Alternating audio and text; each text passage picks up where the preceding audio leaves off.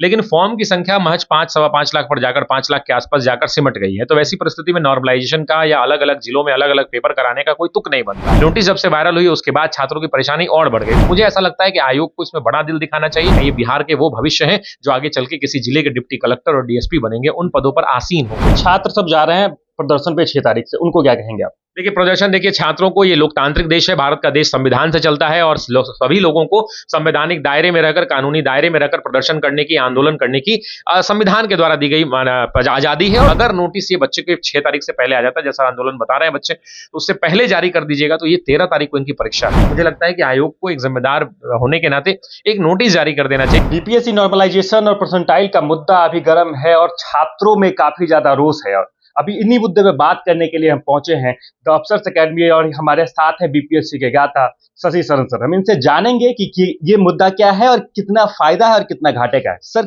कितना फायदा होने वाला है या कितना घाटा होगा? देखिए छात्रों के मन में उहापोह की स्थिति बनी हुई है, क्योंकि आप देखेंगे कि आयोग ने कहा था कि हम जो है अलग अलग जिलों में अलग अलग पेपर कराएंगे। नॉर्मलाइजेशन की बात हो रही थी, परसेंटाइल मेथड की बात हो रही थी। उस समय ये बात कहा जा रहा था जब वैकेंसी निकली थी 2000 सीटें, तो अचानक से बिहार के अंदर में लोगों में ये लगा कि 10 लाख फॉर्म आएगा, तो आयोग ने ऐसी बात कही थी। लेकिन फॉर्म की संख्या महज 5 सवा 5 लाख पर जाकर 5 लाख के आसपास जाकर सिमट गई है। तो वैसी परिस्थिति में नॉर्मलाइजेशन का या अलग अलग जिलों में अलग अलग पेपर कराने का कोई तुक नहीं बनता है।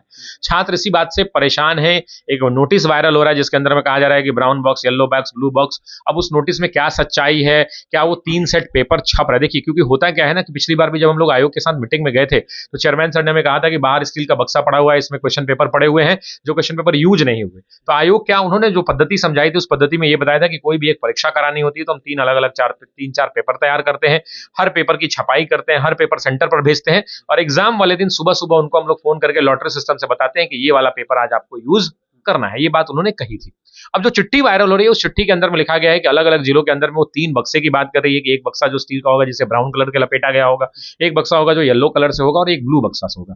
अब छात्र इस बात को समझ नहीं पा रहे हैं कि क्या इन 3 बक्सा तो भेजा जाना है, इसमें कोई परेशानी नहीं है, लेकिन छात्रों को डर इस बात का लग रहा है कि कहीं ऐसा तो नहीं होगा कि एक जिले के अंदर में ब्राउन यूज कर लिया जाए, दूसरे जिले के अंदर में येलो यूज कर लिया जाए, तो फिर नॉर्मलाइजेशन की बात आ जाएगी। और नॉर्मलाइजेशन जीएस के अंदर में होना संभव नहीं है। ये कोई आईआईटी जेईई की परीक्षा है, रेलवे की परीक्षा नहीं है, मैथ रीजनिंग नहीं है, न्यूमेरिकल्स नहीं है कि जहां पे नॉर्मलाइजेशन किया जा सकता है। नॉर्मलाइजेशन जीएस की परीक्षा में करना असंभव है। सुधांशु, आप इस बात को समझिए। मामला क्या है कि अगर आपको पता है कि सविनय अवज्ञा आंदोलन कब से कब तक चला था, अगर आपको पता है कि गांधी इरविन समझौता 5 मार्च 1931 को हुआ है, तो आप टिक करेंगे। वो आपके लिए आसान क्वेश्चन है, बिल्कुल 10 सेकंड का, 1 सेकंड से भी कम का समय लगेगा और आप टिक करके आंसर निकल जाएंगे। लेकिन अगर आपने वो नहीं पढ़ा है कि गांधी इरविन समझौता 5 तारीख को हुआ कि नहीं हुआ, किस साल में हुआ, अगर आपको नहीं पता है तो आपके लिए वो कठिन है। तो जीएस के अंदर में, जनरल स्टडीज के अंदर में, यानी history, geography, polity, economy, science, current affairs जैसे विषयों के अंदर में नॉर्मलाइजेशन करना इसलिए कठिन हो जाता है क्योंकि प्रश्नों को किन पैमानों पर आप मापेंगे कि ये प्रश्न कठिन है या ये प्रश्न आसान है। तो वैसी परिस्थिति के अंदर में छात्र बड़े परेशान हैं, क्योंकि वो नोटिस जब से वायरल हुई उसके बाद छात्रों की परेशानी और बढ़ गई। तो मुझे ऐसा लगता है कि आयोग को इसमें बड़ा दिल दिखाना चाहिए। हो सकता है ये भी दुखी दोनों पक्ष हो सकता है कि आयोग वो 3 सेट भेजता हो, उस दिन एक ही सेट कराए, लेकिन ये बात की क्लैरिटी कौन देगा? बिहार लोक सेवा आयोग देगा। जब इतना ज्यादा मामला उठ रहा है तो मुझे लगता है कि आयोग को एक जिम्मेदार होने के नाते एक नोटिस जारी कर देना चाहिए। सिंपली, ठीक है, आप बड़ा दिल दिखा दीजिए, बच्चे को आप समझ लीजिए, एक बड़ा दिल दिखाइए, एक नोटिस जारी कर दीजिए। उस नोटिस में ये लिख दीजिए कि भाई हम अलग अलग सेट तो तैयार करते ही हैं, लेकिन पूरे बिहार में एक ही क्वेश्चन पेपर का इस्तेमाल किया जाएगा। अगर नोटिस ये बच्चे के 6 तारीख से पहले आ जाता है, जैसा आंदोलन बता रहे हैं बच्चे, तो उससे पहले जारी कर दीजिएगा तो ये 13 तारीख को इनकी परीक्षा है। ये कौन लोग हैं जो परीक्षा देने जा रहे हैं? ये बिहार के वो भविष्य हैं जो आगे चल के किसी जिले के डिप्टी कलेक्टर और डीएसपी बनेंगे, उन पदों पर आसीन होंगे। तो वैसी परिस्थिति में आप समझिए कि उस छात्र की मनोदशा क्या होगी जिसको 13 तारीख को परीक्षा देना है। वो 5-6 तारीख को परेशान है, अभी तक एडमिट कार्ड नहीं आया है। जिसको किसी को मुंबई से आना है एग्जाम देने के लिए, कोई इंडियन ऑयल में काम करता है, कोई प्राइवेट कंपनीज में काम करता है, कोई बैंक का मैनेजर है, वो भी बीपीएससी का सपना देखता है, कोई तमिलनाडु में पोस्टेड है, उसको बीपीएससी की परीक्षा देनी है, अभी तक एडमिट कार्ड नहीं आया, उसको पता नहीं चला है कि किन जिलों की टिकट करानी है। कुहासे का मौसम है, ट्रेनें लेट चल रही हैं, बहुत सारी ट्रेनें कैंसिल हो रही हैं, कहां बच्चा को पहुंचना है, क्या पहुंचना है, तो इनको लेकर के नॉर्मलाइजेशन बीपीएससी में लागू करना है, किस हद तक सही है सर? देखिए, कहीं से सही नहीं है, 100% गलत है। आप इस बात को समझिए, मैंने कहा कि जीएस के अंदर में ये कौन सा थर्मामीटर लगा के नापिएगा, कौन सा पैमाना फिक्स करके नापिएगा, ये प्रश्न कठिन है और ये आसान है। जीएस के अंदर में अगर आता है तो आसान है और नहीं आता है तो कठिन है। मुझे नहीं लगता है कि ऐसा कोई पैमाना बना है। ये मैथ्स रीजनिंग नहीं है, ये फिजिक्स का न्यूमेरिकल नहीं है, ये केमिस्ट्री के फॉर्मूलेज लगाने वाले न्यूमेरिकल्स नहीं है जहां आप ये पैमाने से लगा के नाप देंगे कि ये कठिन है, ये आसान है। भाई, नॉर्मलाइजेशन का मतलब क्या होता है कि एक शिफ्ट में पेपर कराया, इसमें फिजिक्स के एक सवाल दिए, इस शिफ्ट में कराया, इसके न्यूमेरिकल दिए, दोनों न्यूमेरिकल हमने देख लिया कि कौन ज्यादा कठिन है, कौन ज्यादा सही है, उस हिसाब से उसका पैमाना कर दिया। तो यहाँ कठिन और आसान नापेंगे कैसे? जिस बच्चे को जीएस में जो आता है वो 100% उसके लिए आसान है, और आसान क्वेश्चन भी जो उसको नहीं आता उसके लिए वो 100% कठिन है। तो कोई पैमाना ही नहीं बनता है, और मुझे नहीं लगता है कि भारत में कोई भी लोक सेवा, यूपी में हुआ, देखा आपने क्या हुआ, आंदोलन हुआ, सड़कों पर छात्र खड़े रहे, लास्ट में सरकारों ने उनकी सुनी। कौन सुनेगा? ये देश जनता का देश है, ये आम लोगों का देश है, यहाँ बैठने वाले शासक आम लोगों के द्वारा चुने जाते हैं, इनकी कौन सुनेगा? आखिर देश पहले है, किससे है? नागरिकों से ही तो है देश।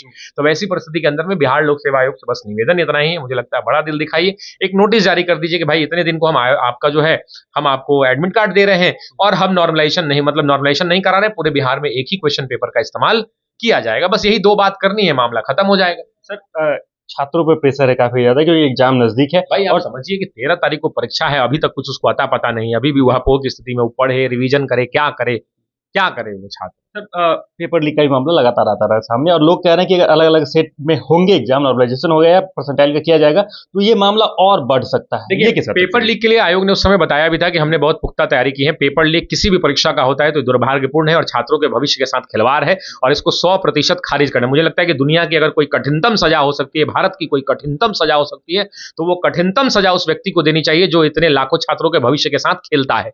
इसमें चाहे वो अधिकारी हो, चाहे वो कोई और लोग हैं, जो भी लोग मिले उनको दुनिया नहीं, भारत की जो सबसे कठिनतम सजा हो सकती है, वो कठिनतम सजा का निर्धारण हो और वो सजा उसको दे दी जाए। बिल्कुल गलत है किसी को दूसरे के भविष्य के साथ खेलना, ये संभव कतई नहीं, और किसी को इसकी इजाजत नहीं। सब छात्र सब जा रहे हैं प्रदर्शन पे 6 तारीख से, उनको क्या कहेंगे आप? देखिए, प्रदर्शन देखिए, छात्रों को, ये लोकतांत्रिक देश है, भारत का देश संविधान से चलता है, और सभी लोगों को संवैधानिक दायरे में रहकर, कानूनी दायरे में रहकर प्रदर्शन करने की, आंदोलन करने की संविधान के द्वारा दी गई आजादी है, और लोग प्रदर्शन कर सकते हैं। लोग संवैधानिक रूप से दायरे में बंद कर अपने आप को आंदोलन भी कर सकते हैं। लोगों का संवैधानिक अधिकार है, इसको ना आपका कोई अधिकार छीन सकता है, ना मेरा छीन सकता है। ये संविधान ने लोगों को अधिकार दिया है कि आप अपने हक हुकूक की आवाज के लिए शांतिपूर्ण तरीके से आप आंदोलन करें। अगर छात्र आंदोलन के लिए जा रहे हैं तो हम तो यही चाहेंगे कि आंदोलन नहीं हो, उससे बढ़िया ये हो कि आंदोलन इसलिए नहीं हो, कि ये नहीं कह रहा हूं कि नहीं हो, आंदोलन उससे बढ़िया हो कि आंदोलन से पहले वो नोटिस आ जाए, ताकि इनको जाना ना पड़े। ठंडा में यार कौन जाएगा, परीक्षा की तैयारी करेगा, क्या करेगा बच्चा, मजबूर है वो। और लेकिन अगर आंदोलन फिर भी अगर नोटिस कोई नहीं आता है और छात्र अगर आंदोलन में जा रहे हैं, अपनी बातों को मंगवाने के लिए उतर रहे हैं, तो हम जो है उनसे बस यही निवेदन करेंगे कि आप गांधीवादी तरीके से सत्य और अहिंसा के मार्ग पर चलकर अपनी आवाज को उठाइए। आपकी आवाज को सुनना पड़ेगा। हम लोग आपके साथ खड़े थे, खड़े हैं और आगे भी खड़े रहेंगे। 70वीं बीपीएससी पीटी का एग्जाम 13 तारीख के हो, और छात्रों के मन में बहुत सारे पसोपेश हैं, और जिसको लेकर सतीश सर ने कहा कि बीपीएससी को बड़ा दिल दिखाना चाहिए, एक नोटिस थमा दी जाए जिससे बच्चों के मन में जो गलतफहमी है वो क्लियर हो जाए। और उन्होंने कहा कि अगर प्रोटेस्ट के लिए जाते हैं तो गांधीवादी विचार के साथ वो प्रोटेस्ट पे उतरे। बाकी आप इस मुद्दे को लेकर क्या कुछ कहते हैं, कमेंट बॉक्स में जरूर लिखें, और देखते रहे सच टॉक्स।